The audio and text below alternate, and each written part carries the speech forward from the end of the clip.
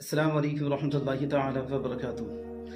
آج ہم جانیں گے کہ اسلام نے وطن سے محبت کے بارے میں کیا فرمایا۔ کیا وطن سے محبت صرف ایک نعرہ ہے یا حضور علیہ السلام کی سنت سے ثابت ہے؟ کیا وطن کے لیے دعا کرنا قرآن و حدیث سے ثابت ہے؟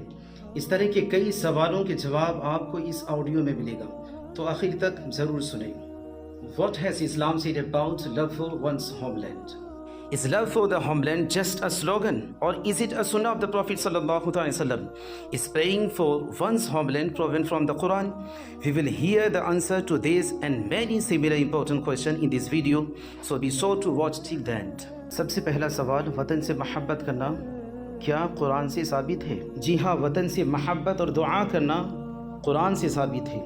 دعا کے لیے تو خاص طور پر اللہ تبارک و تعالی نے حضرت ابراہیم علیہ السلام کے ان کلمات کا اظہار فرمایا سورہ بقرہ میں ہی، کہ ابراہیم علیہ السلام نے دعا کی کہ رب اجعل ھذا بلدنا آمنا، اے میرے رب اس شہر کو امن والا بنا دی۔ تو وطن کے لیے امن اور بھلائی کی دعا کرنا انبیاء کا طریقہ ہے، اور یہ وطن سے محبت کی دلیل ہے۔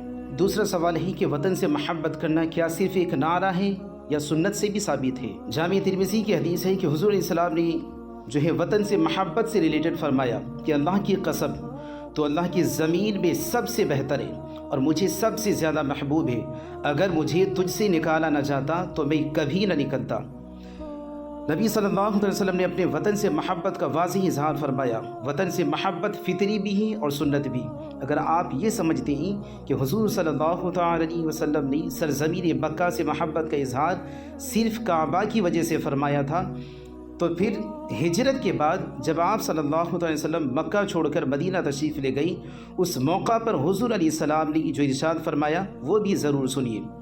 بخاری کی حدیث ہے، حضور علیہ السلام نے فرمایا کہ اللہم حبب الینا المدینہ کحبنا مکہ او اشد، اے اللہ ہمیں مدینہ اسی طرح محبوب بنا دے جیسے مکہ محبوب ہے، بلکہ اس سے بھی زیادہ۔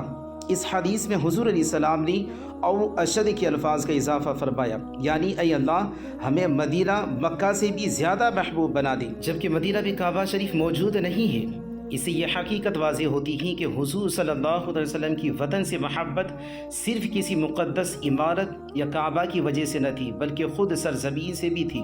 لہٰذا جس شہر، جس ملک اور جس وطن میں انسان رہتا ہو، اس سے محبت رکھنا حضور علیہ السلام کی سنت ہے۔ کوئی بھی انسان اس وقت تک مسلمان نہیں بنتا جب تک کہ وہ کلمہ مقدسہ کا اقرار نہ کر لے، زبان سے اظہار اور دل سے اقرار نہ کر لے، اور جو ہی وہ دل سے اقرار کرتا ہے تو وہ اسلام میں داخل ہو جاتا ہے، اور اسلام میں داخل ہوتے ہی اس پر اللہ تبارک و تعالیٰ کا قانون نافذ ہو جاتا ہے۔ اب اس پر نماز، روزہ، حج اور زکوٰۃ اور اللہ کے تمام احکامات پر عمل کرنا لازم ہوتا ہے، اور جن چیزوں سے منع کیا گیا ہے ان سے بچنا ضروری ہوتا ہے۔